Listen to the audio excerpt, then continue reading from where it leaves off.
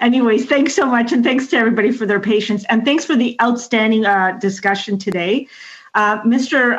Lachenne, I really want to say I appreciated your most recent comments very much and your thoughtful ideas. And I also want to thank the Canadian Pork Council and the Canadian Cattlemen's Association for really reinforcing some key points that makes us truly understand that if we're not addressing the needs right now in both of these industries, it's really going to impact our food security. So I think it's important for us to say thanks to you. My final question is actually for Mr. Kelly from the Canadian Federation of Independent Business. And so I know that a lot of our focus today has been on continued emergency measures right now. My question to you, what is the model that you would propose about how it is that we can continue to help our small businesses sort of in the medium term as we go what I call into this gray zone where we're kind of not at a vaccine, but we're going to bring our economy back a little bit. So what's the model that you would propose that we get to some good solutions? And then how do we get to a model?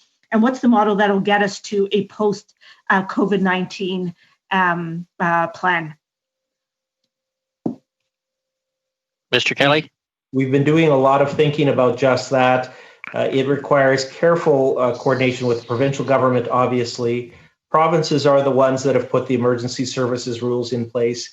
And I will say that while we did need to put, of course, very blunt measures in place quickly to be able to slow the curve, now that this is going on into month 2 and no signs in many parts of the country where it's lifting, we need to rethink some of those emergency services rules to allow a trickle of a heartbeat of business in more and more locations. We've learned a lot over the last little while, and I do think where government could help is ensuring that businesses have the understanding of the rules of the game, what social distancing might mean in more small firms, and helping them procure protective equipment to be able to operate through the startup phase of the pandemic. We're coming to that soon in some provinces, as soon as May, for example, in Saskatchewan, God willing. But we need to start thinking about these measures now.